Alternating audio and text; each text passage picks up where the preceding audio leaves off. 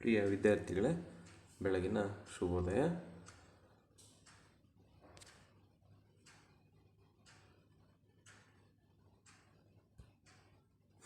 ಈಗ ನಾವು ಬಹುಪದೋಕ್ತಿಗಳು ಈ ಘಟಕದ ಕೆಲವೊಂದು ಉಳಿದ ಪ್ರಾಬ್ಲಮ್ಸನ್ನು ಮಾಡ್ತಾ ಬರೋಣ. ವಿದ್ಯಾರ್ಥಿಗಳೇ ಗಮನಿಸ್ತಾ ಬರ್ರಿ. ಈ ಕೆಳಗಿನ ಪ್ರತಿಯೊಂದು ಬಹುಪದೋಕ್ತಿಗಳ ಶೂನ್ಯತೆಯನ್ನು ಕಂಡುಹಿಡಿಯಿರಿ. ಶೂನ್ಯತೆ ಒಂದೇದು P of x equals x plus 5 ಅಂತಕ್ಕಂಥದ್ದಿದೆ. P of x equals x plus 5 ಈ ಒಂದು ಬಹುಪದೋಕ್ತಿಯ ಶೂನ್ಯತೆಯನ್ನು ಕಂಡುಹಿಡಿಯಬೇಕಾಗಿದೆ. ಪಿ ಆಫ್ ಎಕ್ಸ್ ಬಹುಪದೋಕ್ತಿಯ ಶೂನ್ಯತೆ ಕಂಡುಹಿಡಿಯಲು ಪಿ ಆಫ್ ಎಕ್ಸ್ ಏನಾಗಿರಬೇಕು? 0 ಆಗಿರಬೇಕು. ಪಿ ಆಫ್ ಎಕ್ಸ್ 0 ಆಗಿರಬೇಕು. ಆದ್ದರಿಂದ ನಾವು ಎಕ್ಸ್ ಪ್ಲಸ್ 5 ಈಕ್ವಲ್ಸ್ ಎಷ್ಟಾಗುತ್ತೆ? 0 ಆಗುತ್ತೆ. ಎಕ್ಸನ್ನು 5 ಸ್ಥಳಾಂತರ ಮಾಡಿದಾಗ ಬಲಭಾಗಕ್ಕೆ ಪ್ಲಸ್ 5 ಏನಾಗುತ್ತೆ? -5. ಆದ್ದರಿಂದ -5 ನಾವು ಏನಂತ ಹೇಳ್ಬೋದು? ಬಹುಪದೋಕ್ತಿಯ ಶೂನ್ಯತೆ, ಕೊಟ್ಟಿರ್ತಕ್ಕಂತಹ ಬಹುಪದೋಕ್ತಿಯ ಶೂನ್ಯತೆ ಅಂತ ಹೇಳ್ಬೋದು. ಅದೇ ಥರ ಎರಡನೇ ಪ್ರಾಬ್ಲಮನ್ನು ನೋಡ್ತಾ ಬರ್ರಿ. ಪಿ ಆಫ್ ಎಕ್ಸ್ ಈಕ್ವಲ್ಸ್ ಏನಿದೆ? X minus 5. ಈ ಒಂದು ಬಹುಪದೋಕ್ತಿಯ ಶೂನ್ಯತೆಯನ್ನು ಕಂಡುಹಿಡಿಯಲು ಪಿ ಆಫ್ ಎಕ್ಸ್ ಏನಾಗಿರಬೇಕು? 0 ಆಗಿರಬೇಕು. ಆದ್ದರಿಂದ ಪಿ ಆಫ್ ಎಕ್ಸ್ 0 ಆದರೆ ಎಕ್ಸ್ ಮೈನಸ್ 5 ಈಕ್ವಲ್ಸ್ 0 ಆಗುತ್ತೆ. ಆದ್ದರಿಂದ -5 ನಾವು ಸ್ಥಳಾಂತರ ಮಾಡಿದಾಗ ಏನಾಗುತ್ತೆ? ಪ್ಲಸ್ 5 ಆಗುತ್ತೆ. ಆದ್ದರಿಂದ 5 ಅಂತಕ್ಕಂಥದ್ದು ಈ ಒಂದು ಬಹುಪದೋಕ್ತಿಯ ಶೂನ್ಯತೆ ಆಗಿದೆ. ಅದೇ ಥರ ಗಮನಿಸ್ತಾ ಬರ್ರಿ ವಿದ್ಯಾರ್ಥಿಗಳೇ. ಮೂರನೇ ಉದಾಹರಣೆಯನ್ನು P of x equals 2x plus 5. P of x equals 2 plus 5. ಇಲ್ಲಿ 2x ಪ್ಲಸ್ 5 ಈಕ್ವಲ್ಸ್ 0. ಏಕೆ ಅಂತಂದರೆ ಪಿ ಆಫ್ ಎಕ್ಸ್ ಶೂನ್ಯತೆ ಆಗಬೇಕು ಅಂತ ಪಿ ಆಫ್ ಎಕ್ಸ್ ಬೆಲೆ ಎಷ್ಟಿರಬೇಕು? 0. ಆದ್ದರಿಂದ 2x ಈಕ್ವಲ್ಸ್ ಪ್ಲಸ್ 5 ಬಲಭಾಗಕ್ಕೆ ಸ್ಥಳಾಂತರವಾದಾಗ ಅದರ ಬೆಲೆ ಎಷ್ಟಾಗುತ್ತೆ? -5 ಆಗುತ್ತೆ. ಅದೇ ಬರೀ ಎಕ್ಸ್ ಈಕ್ವಲ್ಸ್ -5 ಡಿವೈಡೆಡ್ ಬೈ 2 ಅಂದರೆ 2xನಲ್ಲಿ 2 ಏನಾಗುತ್ತೆ? ಛೇದ ಆಗುತ್ತೆ. -5 ಡಿವೈಡೆಡ್ ಬೈ 2 ನಾವು ಬಹುಪದೋಕ್ತಿಯ ಶೂನ್ಯತೆ ಅಂತ ಕರಿತೀವಿ. ಈ ರೀತಿಯಾಗಿ ಕೊಟ್ಟಿರ್ತಕ್ಕಂಥ ಪ್ರಾಬ್ಲಮ್ಸ್ಗೆ ನಾವು ಶೂನ್ಯತೆಗಳನ್ನು ಕಂಡುಹಿಡಿತೇವೆ. ಈ ಥರದ ಒಂದು ಕ್ವಶನ್ ಯಾವಾಗಲೂ ನಿಮಗೆ ಪರೀಕ್ಷಾ ದೃಷ್ಟಿಯಿಂದ ತುಂಬ ಇಂಪಾರ್ಟೆಂಟ್. 4ನೇದು ನೀವೇ ಮಾಡ್ಬೋದು ನೋಡಿ. ಪಿ ಆಫ್ ಎಕ್ಸ್ ಈಕ್ವಲ್ಸ್ ಏನಿದೆ? 3x ಮೈನಸ್ 2 ಇದೆ. ಈಗ ಪಿ ಆಫ್ ಎಕ್ಸ್ ಈಕ್ವಲ್ಸ್ 0 ಶೂನ್ಯತೆ ಕಂಡುಹಿಡಿಯಬೇಕಂದ್ರೆ ಪಿ ಆಫ್ ಎಕ್ಸ್ ಈಕ್ವಲ್ಸ್ ಶೂನ್ಯತೆ ಆಗಿರಬೇಕಾದ್ರೆ 0 ಆಗುತ್ತೆ. ಆದ್ದರಿಂದ 3x minus 2 equals 0. 3x equals -5 ಸ್ಥಳಾಂತರ ಮಾಡಿದಾಗ ಈಕ್ವಲ್ಸಿಂದ ಬಲಭಾಗಕ್ಕೆ ಪ್ಲಸ್ 2 ಆಗುತ್ತೆ. ಎಕ್ಸ್ ಈಕ್ವಲ್ಸ್ 2 ಡಿವೈಡೆಡ್ ಬೈ 3 ಅಂದರೆ ಈ ಒಂದು ಬಹುಪದೋಕ್ತಿಯ ಶೂನ್ಯತೆ ಏನಾಗಿದೆ? 2 ಡಿವೈಡೆಡ್ ಬೈ 3. ಈಗ ಇನ್ನೊಂದು problem P of x equals 3x ಅಂದರೆ ಪಿ ಆಫ್ ಎಕ್ಸ್ ಈಕ್ವಲ್ಸ್ ಎಷ್ಟು? 0. X equals 0 divided by 3. ಎಕ್ಸ್ನ ಪಕ್ಕ ಇರ್ತಕ್ಕಂತಹ 3 ಏನಾಗುತ್ತೆ? ಬಲಭಾಗಕ್ಕೆ ಇದಾದಾಗ ಛೇದ ಆಗುತ್ತೆ. 0 ಡಿವೈಡ್ ಬೈ 3 ಏನಾಗುತ್ತೆ? 0. ಆದ್ದರಿಂದ ಈ ಒಂದು ಬಹುಪದೋಕ್ತಿಯ ಶೂನ್ಯತೆ ಏನಾಗುತ್ತೆ? 0. ಅದೇ ಥರ 6ನೇ ಪ್ರಾಬ್ಲಮನ್ನು ನೋಡ್ತಾ ಬರ್ರಿ. P of x equals ax. ಹಂಗೆ ನೀವೇ ಮಾಡ್ಬೋದು. ಎಕ್ಸ್ ಈಕ್ವಲ್ಸ್ ಎಷ್ಟು? 0. ಪಿ ಆಫ್ ಎಕ್ಸು 0 ಶೂನ್ಯತೆ ಆದಾಗ ಆದ್ದರಿಂದ 0. ಅದೇ x equals 0 divided by a 0 divided by a. X equals 0ಯನ್ನು ಯಾವುದೇ ಸಂಖ್ಯೆಯಿಂದ ಭಾಗಾಕಾರ ಮಾಡಿದಾಗ 0 ಆಗುತ್ತೆ. ಆದ್ದರಿಂದ ಈ ಒಂದು ಬಹುಪದೋಕ್ತಿಯ ಶೂನ್ಯತೆ ಏನಾಗುತ್ತೆ? 0 ಆಗುತ್ತೆ.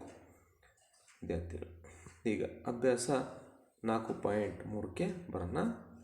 ಈ ಒಂದು ಅಭ್ಯಾಸದಲ್ಲಿ ಯಾವ ರೀತಿ ಕ್ವಶನ್ ಕೇಳಿದ್ದಾರೆ ಅಂತಂದರೆ, ಈ ಕೆಳಗಿನ ಗಳಿಂದ x3 plus 3x² plus 3x plus 1 ಭಾಗಿಸಿದಾಗ ಬರುವ ಶೇಷವನ್ನು ಕಂಡುಹಿಡಿಯಿರಿ. ಇದನ್ನು ನಾವು ಶೇಷ ಪ್ರಮೇಯದ ಉಪಯೋಗಿಸ್ಕೊಂಡು ಇದರ ಶೇಷವನ್ನು ಕಂಡುಹಿಡಿಯಬಹುದು.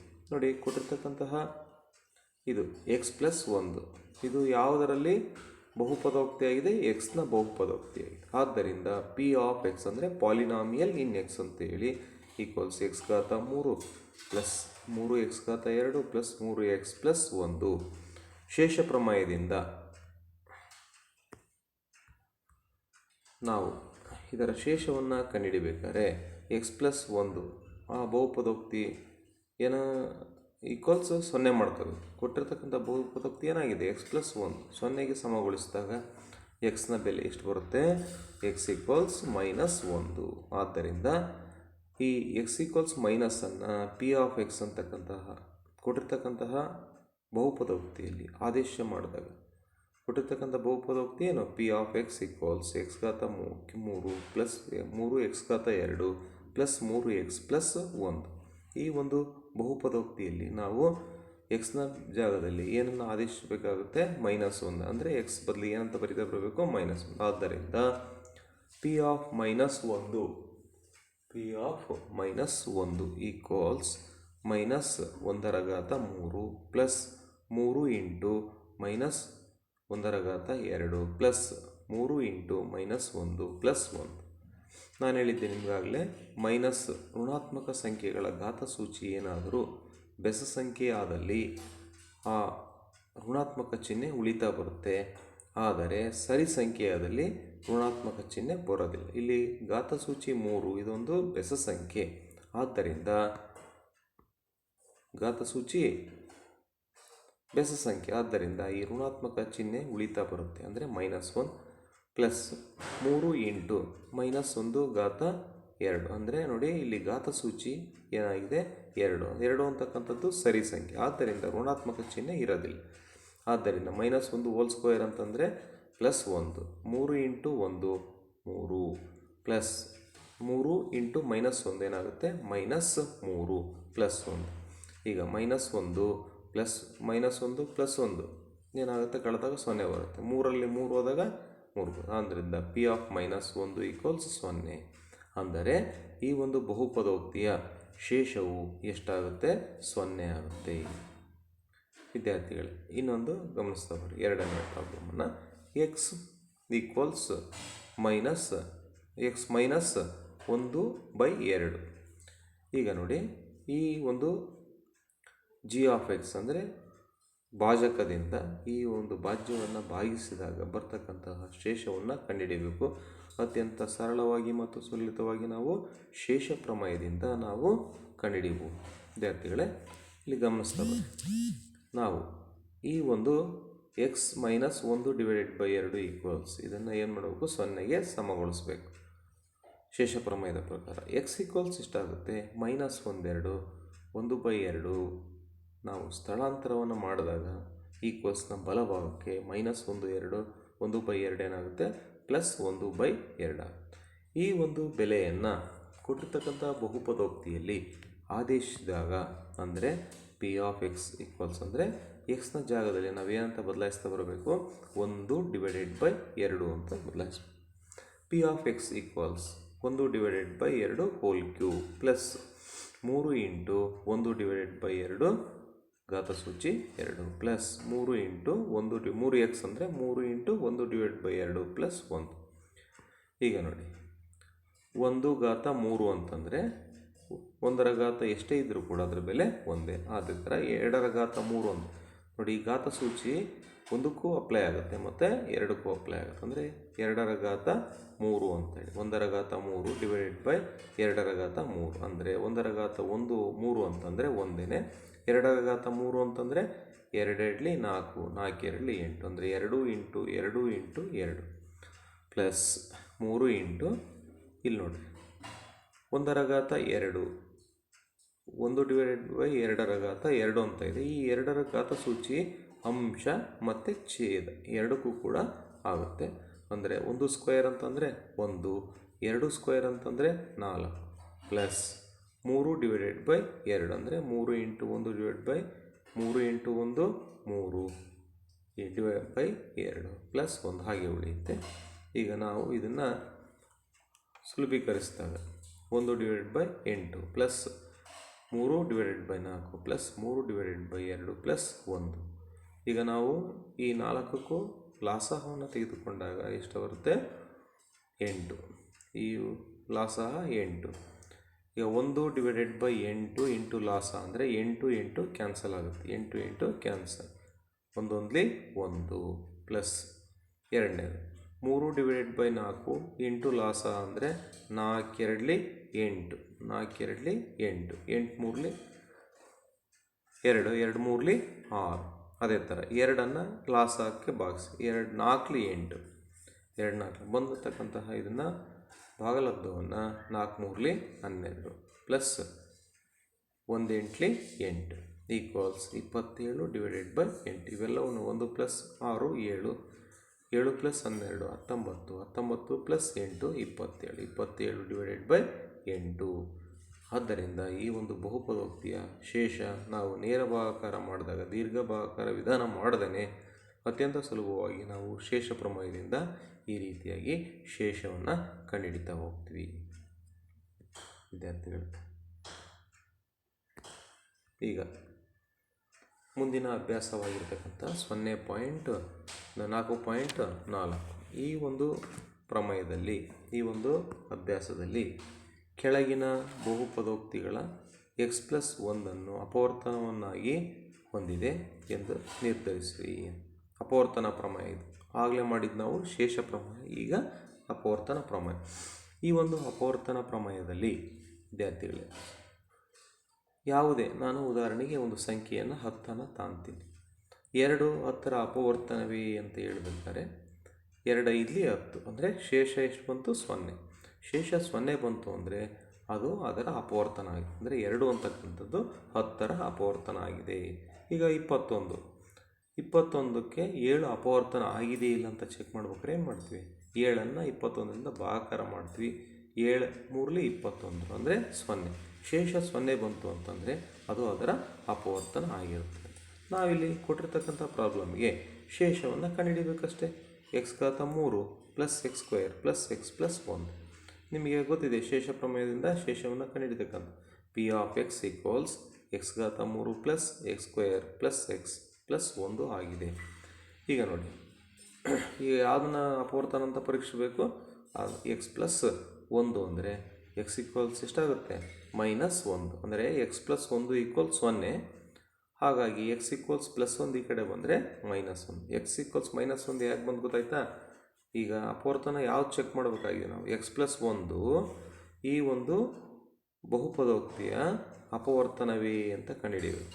ಈಗ ನೋಡಿ x ಈಕ್ವಲ್ಸ್ -1 ನಾವು p(x)ನಲ್ಲಿ ಬಹುಪದೋಕ್ತಿಯಲ್ಲಿ ಆದೇಶಿಸಿದಾಗ ಅಂದರೆ p(-1) equals -1 whole square plus -1/2 plus -1 plus 1. ಈಗ -1/3 ಅಂದರೆ ಇಲ್ಲಿ ಬೆಸ ಸಂಖ್ಯೆಯಾಗಿದೆ, ಆದ್ದರಿಂದ ಋಣಾತ್ಮಕ ಚಿಹ್ನೆ ಉಳಿಯುತ್ತೆ ಅಂದರೆ -1. ಅದೇ ಥರ ಇಲ್ಲಿ ಬೆಸ ಸಂಖ್ಯೆ ಸರಿ ಸಂಖ್ಯೆಯಾಗಿದೆ, 2 ಅಂತಕ್ಕಂಥದ್ದು ಸರಿ, ಆದ್ದರಿಂದ ಋಣಾತ್ಮಕ ಸಂಖ್ಯೆ ಇರೋದಿಲ್ಲ. -1 × -1 -× ಪ್ಲಸ್ 1 1.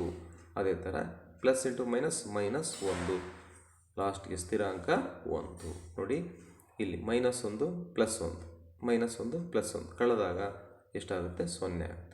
ಅಪವರ್ತನ ಪ್ರಮೇಯದಿಂದ ನಾವು ಈ ಒಂದು x+1 ಕೊಟ್ಟಿರ್ತಕ್ಕಂತಹ ಬಹುಪದೋಕ್ತಿಯ ಅಪವರ್ತನ ಆಗಿದೆ. ಯಾಕೆ ಇದು ಅಪವರ್ತನ ಆಗಿದೆ? ಶೇಷ 0 ಬಂದಿದೆ, ಶೇಷ 0. ಆದ್ದರಿಂದ ಇದನ್ನು ನಾವೇನಂತ ಹೇಳ್ಬೋದು, ಅಪವರ್ತನ ಅಂತ ಹೇಳ್ಬೋದು. ಅದೇ ಥರ x4 ಇನ್ನೊಂದು ಬಹುಪದೋಕ್ತಿ ಇದೆ, x+4 plus x3 plus x² plus x plus 1. ಈ ಒಂದು ಬಹುಪದೋಕ್ತಿಗೆ x+1 ಅಂತಕ್ಕಂಥದ್ದು ಅಪವರ್ತನ ಆಗಿದೆಯೇ ಇಲ್ಲ ಅಂತಕ್ಕಂಥದ್ದನ್ನು ಚೆಕ್ ಮಾಡಬೇಕು. ಈಗ ನೋಡಿ ಕೊಟ್ಟಿರ್ತಕ್ಕಂತಹ ಬಹುಪದೋಕ್ತಿ ಯಾವುದರಲ್ಲಿ ಬಹುಪದೋಕ್ತಿ ಆಗಿದೆ, ಇದು x ನ ಬಹುಪದೋಕ್ತಿ. p(x) ಅಂದರೆ ಪಾಲಿನಾಮಿಯಲ್ ಇನ್ x ಅಂತ ಹೇಳಿ. ಈಗ ನಾವು ಯಾವುದಕ್ಕೆ ಚೆಕ್ ಮಾಡಬೇಕು, x+1 ಈ ಒಂದು ಬಹುಪದೋಕ್ತಿಯ ಅಪವರ್ತನ ಆಗಿದೆಯೇ ಅಂತಕ್ಕಂಥದ್ದನ್ನು ಚೆಕ್ ಮಾಡಬೇಕು. ಅಂದರೆ x ಈಕ್ವಲ್ಸ್ ಎಷ್ಟು -1, x ಪ್ಲಸ್ ಇದ್ದರೆ ಮೈನಸ್ ಆಗುತ್ತೆ, ಮೈನಸ್ ಇದ್ದರೆ ಪ್ಲಸ್, ಬ್ಲೈಂಡ್ ಮೆಥಡ್. ಇನ್ನು p(x)ನಲ್ಲಿ ಆದೇಶನ p(-1) equals -1/4 plus -1/3 plus -1/2 -1 plus 1. ಈಗ ನೋಡಿ ನಾನು ನಿಮ್ಗೆ ಹೇಳಿದ್ದೆ ಇಲ್ಲಿ 4 ಅಂತಕ್ಕಂಥದ್ದು ಏನಾಗಿದೆ ಸರಿ ಸಂಖ್ಯೆ, ಆದ್ದರಿಂದ ಋಣಾತ್ಮಕ ಚಿಹ್ನೆ ಉಳಿಯಲ್ಲ. ಅಂದರೆ 1-4 ಅಂದರೆ ಅದರ ಬೆಲೆ 1 ಪ್ಲಸ್ಗೆ ಪ್ಲಸ್ಸು.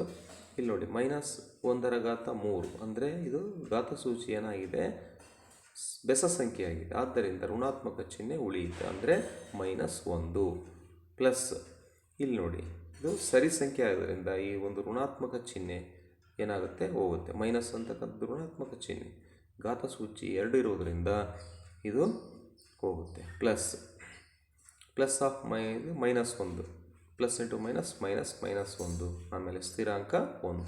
ಈಗ ನೋಡಿ ಇವೆಲ್ಲವನ್ನು 1ರಲ್ಲಿ 1 ಹೋದರೆ 0, 1ರಲ್ಲಿ 1 ಹೋದರೆ 0, ಉಳಿತಕ್ಕಂಥದ್ದು ಶೇಷ ಎಷ್ಟು 1. ಆದ್ದರಿಂದ x+1 ಈ ಒಂದು ಬಹುಪದೋಕ್ತಿ x⁴ plus x⁴ plus x⁴ plus x ಇದರ ಅಪವರ್ತನ ಆಗಿಲ್ಲ ಅಂತ, ಅಪವರ್ತನ ಆಗಿಲ್ಲ. ಇನ್ನೊಂದು ಕೊನೆಯದಾಗಿ ಇದೊಂದು ಪ್ರಾಬ್ಲಮ್ ಮಾಡೋಣ. x⁴ plus 3x² plus 3x² plus x+1 ಇದು ಯಾವುದರಲ್ಲಿ ಬಹುಪದೋಕ್ತಿ ಎಕ್ಸ್ನ ಬಹುಪದೋಕ್ತಿ. ಈಗ ನಾವು x+1 ಅಂತಕ್ಕಂಥದ್ದು ಇದರ ಅಪವರ್ತನ ಆಗಿದೆಯೇ ಇಲ್ಲ ಅಂತಕ್ಕಂಥದ್ದನ್ನು ಚೆಕ್ ಮಾಡಬೇಕಾಗಿದೆ. x = -1 ಅನ್ನು p ಆಫ್ ಎಕ್ಸ್ನಲ್ಲಿ ಆದೇಶಿಸಿದಾಗ x+1 ಅಂತಂದರೆ x = ಎಷ್ಟಾಗುತ್ತೆ -1. p of -1 equals -1/4 plus 3 into -1/3 plus 3 into -1/2 plus minus plus. So ಈಗ ನಾವು ಘಾತಸೂಚಿ -1/4 ಅಂದರೆ ಅದು ಸಮ ಸಂಖ್ಯೆ, ಆದ್ದರಿಂದ ಋಣಾತ್ಮಕ ಚಿಹ್ನೆ ಉಳಿತಕ್ಕಂಥದ್ದು 1. ಈಗ ನೋಡಿ 3 ಇಲ್ಲಿ -1/3 ಅಂದರೆ ಇದು ಬೆಸ ಸಂಖ್ಯೆ, ಆದ್ದರಿಂದ ಋಣಾತ್ಮಕ ಚಿಹ್ನೆ ಉಳಿಯುತ್ತೆ. Minus into plus minus 3 3. ಮುಂದಿನ ಸಂಖ್ಯೆಯನ್ನೇ ಬಂದಾಗ 3 ಇಂಟು -1/2 ಅಂತಂದರೆ 3 ಇಂಟು -1/2 ಅಂತಂದರೆ ಸಮ ಸಂಖ್ಯೆ ಆಗೋದ್ರಿಂದ ಇಲ್ಲಿ ಋಣಾತ್ಮಕ ಚಿಹ್ನೆ ಉಳಿಯಲ್ಲ, +3 ಆಗುತ್ತೆ. ಇಲ್ಲಿ ಇನ್ನೇನು ಗೊತ್ತಿದೆ, ಪ್ಲಸ್ ಇಂಟು ಮೈನಸ್ 1 ಇಲ್ಲಿ ಸ್ಥಿರಾಂಕ 1. ಆದ್ದರಿಂದ ಇವೆಲ್ಲವನ್ನು ನಾವು ಸಂಕ್ಷೇಪಿಸಿದಾಗ ಅಂದರೆ ಸರಳೀಕರಣಗೊಳಿಸಿದಾಗ ಬರ್ತಕ್ಕಂಥ ಆನ್ಸರು +1. ಆದ್ದರಿಂದ ಅಪವರ್ತನ ಪ್ರಮೇಯದಿಂದ ನಾವು x+1 ಕೊಟ್ಟಿರ್ತಕ್ಕಂತಹ ಬಹುಪದೋಕ್ತಿಗೆ ಏನಾಗಿಲ್ಲ, ಅಪವರ್ತನ ಆಗಿಲ್ಲ. ಯಾಕೆ ಅಂದರೆ ಇಲ್ಲಿ ಶೇಷ ಎಷ್ಟು ಬಂದಿದೆ, ಶೇಷ ಅಂತಕ್ಕಂಥದ್ದು 1 ಬಂದಿದೆ. ವಿದ್ಯಾರ್ಥಿಗಳು, ಇದು ಅಪವರ್ತನದ ಆಧಾರಿತ ಕೆಲವೊಂದು ಸಮಸ್ಯೆಗಳು. ಕೆಳಗಿನ ಪ್ರತಿಯೊಂದು ಬಹುಪದೋಕ್ತಿಯಲ್ಲಿ g of x p of ಎಕ್ಸ್ನ ಅಪವರ್ತನ ಆಗಿದೆಯೇ ಅಂತ ಅಪವರ್ತನ ಪ್ರಮೇಯವನ್ನು ಉಪಯೋಗಿಸಿ ನಿರ್ಧರಿಸಿ. ಅದೇ ಥರ ಪ್ರಾಬ್ಲಮ್ಸು ಇಲ್ಲಿ p ಆಫ್ ಎಕ್ಸ್ ಈಕ್ವಲ್ಸ್ ಏನಾಗಿದೆ, ಇದು ಭಾಜ್ಯ 2x⁻³ plus x² minus 2x minus 1. g of x equals ಏನಾಗಿದೆ x+1. ಈಗ ನೋಡಿ p of x equals 2x⁻³ plus x² minus 1 minus 2x minus 1. ಈಗ ನಾವು ಯಾವುದನ್ನು g ಆಫ್ ಎಕ್ಸ್ ಈಕ್ವಲ್ಸ್ ಎಷ್ಟಾಗಿದೆ +1, ಆದ್ದರಿಂದ ನಿಮಗೆ x ಈಕ್ವಲ್ಸ್ ಎಷ್ಟಾಗುತ್ತೆ -1. x ಈಕ್ವಲ್ಸ್ -1 p ಆಫ್ ಎಕ್ಸ್ನಲ್ಲಿ ಆದೇಶನ, ಅವಾಗ p of -1 equals 2 into -1/3 plus -1/2 minus 2 into -1 ಸ್ಥಿರಾಂಕ -1. ಈಗ ನೋಡಿ 2 ಇಂಟು -1/3 ಬೆಸ್ಸಂಖ್ಯೆ ಆಗೋದ್ರಿಂದ ಋಣಾತ್ಮಕ ಚಿಹ್ನೆ ಉಳಿದು ಏನಾಗುತ್ತೆ -2 ಆಗುತ್ತೆ. ಪ್ಲಸ್ ಇಲ್ಲಿ ಸಮ ಸಂಖ್ಯೆ ಇರೋದ್ರಿಂದ ಇದು ಋಣಾತ್ಮಕ ಚಿಹ್ನೆ ಹೋಗುತ್ತೆ, ಏನಾಗುತ್ತೆ +1 ಪ್ಲಸ್ -1 ಏನಾಗುತ್ತೆ +1 plus minus into -2 plus 2 2 -1 equal 0. ಅಪವರ್ತನ ಪ್ರಮೇಯದಿಂದ ಈಗ ಇದನ್ನೆಲ್ಲ ನಾವು ಸಂಕ್ಷೇಪಿಸಿದಾಗ 2ರಲ್ಲಿ 2 ಹೋದರೆ 0, 1ರಲ್ಲಿ 1 ಹೋದರೆ 0, ಆದ್ದರಿಂದ ಇಡೀ ಇದು ಎಷ್ಟಕ್ಕೆ ಸಮಗೊಳ್ಳುತ್ತೆ 0ಗೆ ಸಮ. ಆದ್ದರಿಂದ ಕೊಟ್ಟಿರ್ತಕ್ಕಂತಹ ಬಹುಪದ g of x P of ಎಕ್ಸ್ನ ಏನಾಗಿದೆ ಅಪವರ್ತನ ಆಗಿದೆ. ಈ ರೀತಿಯಾಗಿ ನೀವು ಉಳಿದಂತಕ್ಕಂಥ ಅಭ್ಯಾಸ ಇರತಕ್ಕಂಥ ಪ್ರಾಬ್ಲಮ್ಸನ್ನು ಅಪವರ್ತನ ಪ್ರಮೇಯದಿಂದ ಮಾಡಬೇಕಾಗುತ್ತೆ. ಇನ್ನು ಕೆಲವು ಇವುಗಳಲ್ಲಿ ಈ ಥರ ಕ್ವಶನ್ಸನ್ನು ಕೇಳ್ತಾ ಬರ್ತಾರೆ. ಪಿ ಆಫ್ ಎಕ್ಸ್ನ ಅಪವರ್ತನ x-1 ಆಗಿದ್ದರೆ ನ ಬೆಲೆಯನ್ನು ಕಂಡುಹಿಡಿಯಿರಿ. ಈಗ ನೋಡಿ, ಈ ಒಂದು ಉದಾಹರಣೆಯನ್ನು ಗಮನಿಸಿ. ಇಲ್ಲಿ x-1 ದತ್ತ ಕೊಟ್ಟಿದ್ದಾರೆ ಅವರು. ಈ ಒಂದು ಬಹುಪದೋಕ್ತಿಯ ಅಪವರ್ತನ ಆಗಿದೆ. P of x equals x ಘಾತ 2 ಪ್ಲಸ್ ಎಕ್ಸ್ ಪ್ಲಸ್ ಕೆ. ಈ ಒಂದು ಸ್ಥಿರಾಂಕದ ಬೆಲೆಯನ್ನು ಕಂಡುಹಿಡಿಯಬೇಕು. ಅಂದರೆ ಅಪವರ್ತನ ಪ್ರಮೇಯದಿಂದ ಪಿ ಆಫ್ ಎಕ್ಸ್ ಈಕ್ವಲ್ಸ್ ಇಷ್ಟಾಗುತ್ತೆ +1, ಅಂದರೆ P of 1 equals 0. P of 1 0. ಆದ್ದರಿಂದ 1 square plus 1 plus K equals 0. 1 square ಅಂತಂದರೆ 1 ಪ್ಲಸ್ 1 ಪ್ಲಸ್ ಕೆ. 1 ಕೂಡಿದಾಗ 2 ಆಗುತ್ತೆ ಪ್ಲಸ್ ಕೆ ಈಕ್ವಲ್ಸ್ ಪ್ಲಸ್ 1 ಈ ಕಡೆ ಸ್ಥಳಾಂತರ ನಿಯಮವನ್ನು ಅನುಸರಿಸಿದಾಗ ಏನಾಗುತ್ತೆ +2 -2. ವಿದ್ಯಾರ್ಥಿಗಳೇ, ಇನ್ನೊಂದು ಸಾರಿ ಗಮನಿಸ್ತಾ ಬನ್ನಿ. ಇದು ಭಾಳ ಇಂಪಾರ್ಟೆಂಟ್ ಆಗಿರ್ತಕ್ಕಂಥ ಪ್ರಾಬ್ಲಮ್ಮು. ಈ ಪಿ ಆಫ್ ಎಕ್ಸ್ ಕೊಟ್ಟಿದ್ದಾರೆ, ಏನು x² plus X plus K ಅಂತಕ್ಕಂಥದ್ದು. ಇದು x+1 ಅಪವರ್ತನ, x-1 ಅಪವರ್ತನ ಆಗಿದೆ. ಅಪವರ್ತನ ಆಗಿದೆ ಅಂತಂದರೆ ಅದರ ಇದಕ್ಕೆ ಎಷ್ಟಕ್ಕೆ ಸಮಗೊಳ್ಳುತ್ತೆ? ಪಿ ಆಫ್ 1 ಈಕ್ವಲ್ಸ್ 0 ಆಗುತ್ತೆ. ಅಂದರೆ 1 ಸ್ಕ್ವಯರ್ ಪ್ಲಸ್ 1 ಪಿ ಆಫ್ 1 ಅಂತಂದರೆ ಇದರಲ್ಲಿ ಆದೇಶದಾಗ x ಘಾತ 2 ಅಂದರೆ 1 square plus 1 plus K. 1 1 2 plus K equals +2 -2. ಈ ಒಂದು ಪ್ರಾಬ್ಲಮನ್ನು ಕೂಡ ನೋಡಿರಿ. ಈ x-1 ಅಂತಕ್ಕಂಥದ್ದು ದತ್ತ ಬಹುಪದೋಕ್ತಿಗೆ ಏನಾಗಿದೆ? ಅಪವರ್ತನ ಆಗಿದೆ. ಆದ್ದರಿಂದ P of 1 equals 0. P of 1 equals 0. ಈಗ ನೋಡಿ, ಪಿ ಆಫ್ 1 ಈ ಒಂದು ಸಮೀಕರಣದಲ್ಲಿ ಆದೇಶಿಸಿದಾಗ ಅಂದರೆ 2x² plus K X plus √2. ಈಗ ನೋಡಿ 2x². ಇದರಲ್ಲಿ ನಾವು ಎಕ್ಸ್ನ ಬೆಲೆ 1 ಅಂತ ಆದೇಶ ಮಾಡೋಣ. ಅಂದರೆ 2x² ಅಂದರೆ 2 1 square, 2 into 1 square. K x² ಅಂದರೆ 1 ಸ್ಕ್ವಯರ್. ಅದೇ ಥರ ಪ್ಲಸ್ ಕೆ ಇಂಟು 1. ಎಕ್ಸ್ನ ಬೆಲೆಯನ್ನು 1 ಅಂತ ಬದಲಾಯಿಸ್ಬೇಕು. +2 ಈಕ್ವಲ್ಸ್ 0. ಈಗ ನೋಡಿ 2 plus K, 2 plus K plus 2 equals 0. ಈಗ ನೋಡಿ ಕೆ ಈಕ್ವಲ್ಸ್ ಈ ಕಡೆ ಬಂದರೆ ಆಗುತ್ತೆ -2 +2 ಈ ಕಡೆ ಬಂದರೆ -2 √2 ಈ ಕಡೆ ಬಂದರೆ ವರ್ಗಮೂಲ 2 -1. ಆದ್ದರಿಂದ ಕೆ ಈಕ್ವಲ್ಸ್ ಏನಾಗುತ್ತೆ?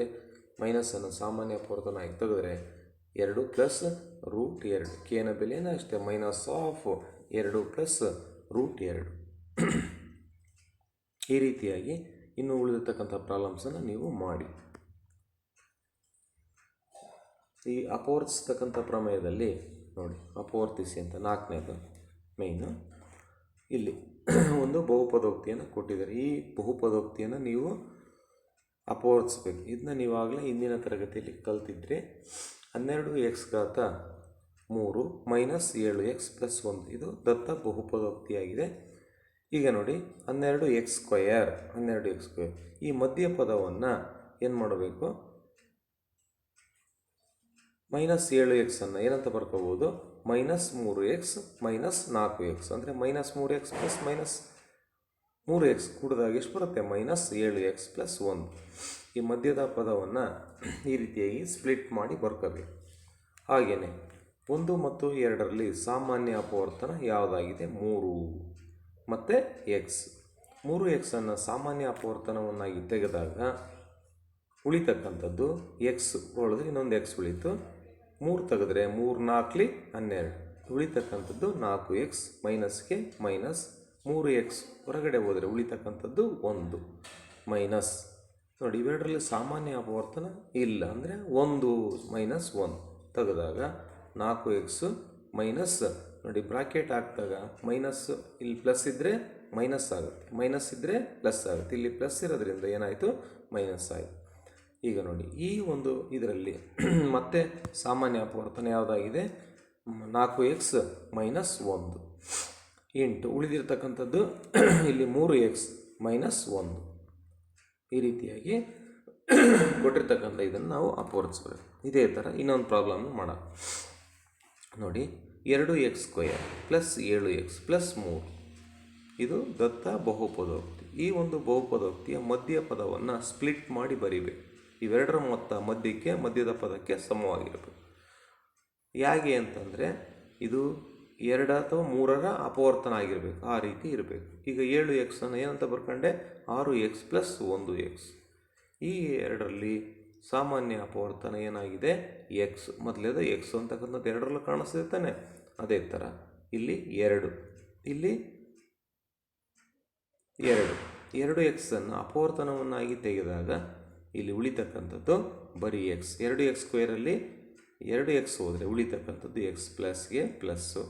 ಇದನ್ನು 2 3ಲಿ 6 ಅಂದರೆ ಇದನ್ನ 6x ಅನ್ನು 3 ಇಂಟು 2x ಅಂತ ಬರ್ಕೊಬರ್ತಾನೆ. 2x ಹೋದರೆ ಉಳಿತಕ್ಕಂಥದ್ದು 3 ಪ್ಲಸ್ಗೆ ಪ್ಲಸ್ಸು.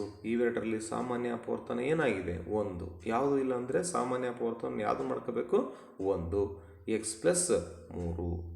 ಈಗ x plus 3 into 2x plus 1 ಈ ರೀತಿಯಾಗಿ ಕೊಟ್ಟಿರ್ತಕ್ಕಂತಹ ಬಹುಪದೋಕ್ತಿಯನ್ನು ಅಪವರ್ತಿಸಬೇಕಾಗತ್ತೆ. ಅಪವರ್ತನ ಅಂತಂದರೆ ಕೊಟ್ಟಿರ್ತಕ್ಕಂಥ ಒಂದು ಬಹುಪದೋಕ್ತಿಯನ್ನು 2 ಅಥವಾ 2ಕ್ಕಿಂತ ಹೆಚ್ಚಿನ ಬಹುಪದೋಕ್ತಿಗಳ ಗುಣಲಬ್ಧವನ್ನಾಗಿ ಬರಿತಕ್ಕಂಥದ್ದಕ್ಕೆ ನಾವು ಅಪವರ್ತನ ಕ್ರಮ ಅಂತ ಹೇಳ್ತೇವೆ.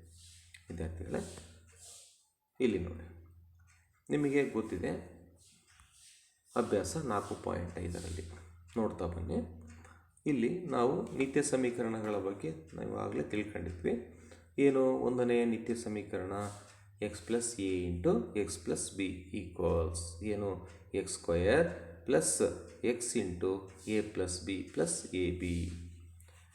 ಈ ಕೊಟ್ಟಿರ್ತಕ್ಕಂತಹ ಪ್ರಮೇಯ, ಈ ಕ್ವಶನ್ ಯಾವ ಥರ ಕೇಳಿದ್ದಾರೆ ಅಂದರೆ, ಕೆಳಗಿನ ಗುಣಲಬ್ಧವನ್ನು ಸೂಕ್ತವಾದ ನಿತ್ಯ ಸಮೀಕರಣವನ್ನು ಉಪಯೋಗಿಸಿ ಕಂಡುಹಿಡಿಯಿರಿ ಅಂತ ಕೇಳಿದೆ. ಸೂಕ್ತವಾದ ನಿತ್ಯ ಸಮೀಕರಣ ಅಂದರೆ ಇವೆರಡರ ಗುಣಲಬ್ಧವನ್ನು ದ್ವಿಪದ ನೇರ ಗುಣಾಕಾರ ಮಾಡದೆ ಇದಕ್ಕೆ ಸರಿ ಹೊಂದುವಂತಹ ನಿತ್ಯ ಸಮೀಕರಣವನ್ನು ಆಯ್ಕೆ ಮಾಡಿ ಅದರ ಸಹಾಯದಿಂದ ನಾವು ಇದರ ಗುಣಲಬ್ಧವನ್ನು ಕಂಡುಹಿಡಿಯಬೇಕು. ಅಂದರೆ x ಪ್ಲಸ್ ಎ ಮತ್ತು x into X plus B ಈ ಒಂದು ನಿತ್ಯ ಸಮೀಕರಣವನ್ನು ಈ ದತ್ತ ಪ್ರಾಬ್ಲಮ್ಮು ಹೋಲ್ತಾ ಇದೆ. ಆದ್ದರಿಂದ ನಮಗೆ ಗೊತ್ತಿದೆ x plus A into X plus B equals x² plus X into A plus B plus A B. ಈಗ ನೋಡಿ, ಎಕ್ಸ್ಗೆ ಏನಾಗಿದೆ, ಎಕ್ಸ್ ಇದೆ ಸಮೀಕರಣ. ಇದಕ್ಕೂ ಕಂಪೇರ್ ಮಾಡ್ತಾ ಬರ್ರಿ. X equals X, A equals ಎನ ಸ್ಥಾನದಲ್ಲಿ ಏನಿದೆ, ಎಷ್ಟಿದೆ, ಎ ಸ್ಥಾನದಲ್ಲಿ 4 ಇದೆ. ಅದೇ ಥರ ಎಕ್ಸ್ ಪ್ಲಸ್ ಬಿ ಅಂದರೆ ಬಿ ಸ್ಥಾನದಲ್ಲಿ ಎಷ್ಟಿದೆ, 10 ಇದೆ. ಈ ಎ ಬಿ ಮತ್ತು ಎಕ್ಸ್ ಬೆಲೆಯನ್ನು ಈ ಒಂದು ಸಮೀಕರಣದಲ್ಲಿ ಆದೇಶ ಮಾಡೋಣ. ನೋಡಿ, ಎಕ್ಸ್ ಪ್ಲಸ್ 4 ಅಂದರೆ ಎಕ್ಸ್ ಪ್ಲಸ್ 10 ಈಕ್ವಲ್ಸ್ x² ಅಂದರೆ ಎಕ್ಸೇ ಇದೆ ಪ್ಲಸ್ ಎಕ್ಸ್ಗೆ ಎಕ್ಸೇ ಇದೆ. ಎನ ಬೆಲೆ ಎಷ್ಟಿದೆ, 4 ಪ್ಲಸ್ ಬಿನ ಬೆಲೆ ಎಷ್ಟಿದೆ, 10 ಪ್ಲಸ್ ಎ ಇಂಟು ಬಿ ಅಂದರೆ ಎನ ಬೆಲೆ 4 ಇಂಟು ಬಿನ ಬೆಲೆ 10. ಈಗ ಇದನ್ನು ಸಂಕ್ಷೇಪಿಸಿದಾಗ x² x² 10 plus 4 ಕೂಡಿದರೆ 14, 14 into X 14x plus 14 40. ಇದು ಈ ಎರಡರ ಗುಣಲಬ್ಧ. ನೇರ ಗುಣಾಕಾರವನ್ನು ಮಾಡದೆ ಇದಕ್ಕೆ ಸರಿ ಹೊಂದುವಂತಹ ಇದನ್ನು ಮಾಡಿ ನಾವು ಆ ಒಂದು ಗುಣಲಬ್ಧವನ್ನು ಕಂಡುಹಿಡಿಯಬೇಕು. ವಿದ್ಯಾರ್ಥಿಗಳು, ಈ ರೀತಿಯಾಗಿರ್ತಕ್ಕಂಥ ಅಭ್ಯಾಸದಲ್ಲಿ ಇನ್ನೂ ಕೆಲವಾರು ಪ್ರಾಬ್ಲಮ್ಸ್ ಇದ್ದಾವೆ. ಈ ಒಂದು ನಿತ್ಯ ಸಮೀಕರಣವನ್ನು ಉಪಯೋಗಿಸಿ ನೀವು ಗುಣಲಬ್ಧವನ್ನು ಕಂಡುಹಿಡಿಯಿರಿ. ಈಗಾಗಲೇ ಇದು ನಿಮಗೆ ಮಾಡಿಸಿದೆ. ಕೊನೆಯದಾಗಿ ನೋಡಿ, ಈ ಎರಡು ಸಂಖ್ಯೆಗಳಿದ್ದಾವೆ, 103 ಇಂಟು 107. ಈ ಎರಡು ಸಂಖ್ಯೆಗಳ ಗುಣಲಬ್ಧವನ್ನು ನಾವು ಸೂಕ್ತವಾದ ಗುಣಾಕಾರ ಮಾಡದೆ ಗುಣಲಬ್ಧಗಳನ್ನು ಕಂಡುಹಿಡಿ. ನಾವಿಲ್ಲಿ ಗುಣಸಂಖ್ಯೆ ನೀವು ಇಂಟು ಕೊಟ್ಟರೆ ಗುಣಾಕಾರ ಮಾಡಿಬಿಡ್ತೀರ.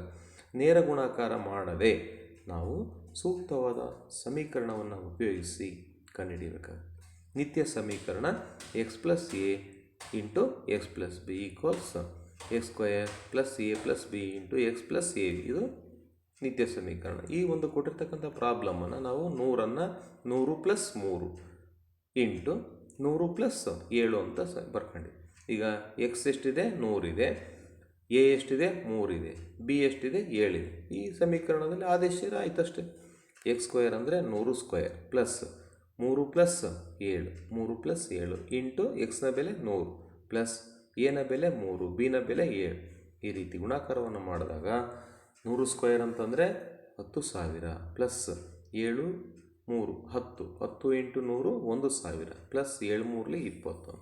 ಈ ಮೂರರ ಮೊತ್ತ ಏನಾಗುತ್ತೆ 11,021. ಈ ರೀತಿಯಾಗಿರ್ತಕ್ಕಂಥ ಪ್ರಾಬ್ಲಮ್.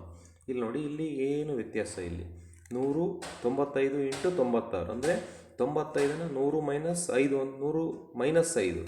ಅದೇ ಥರ 96ನ್ನು ಇದು 90 ಪ್ಲಸ್ 5 ಅಂತ ಬರ್ಕೊಳ್ರಿ, ಅಥವಾ 100 ಪ್ಲಸ್ 90 ಪ್ಲಸ್ 6 ಅಂತ ಬರ್ಕೊಳ್ರಿ.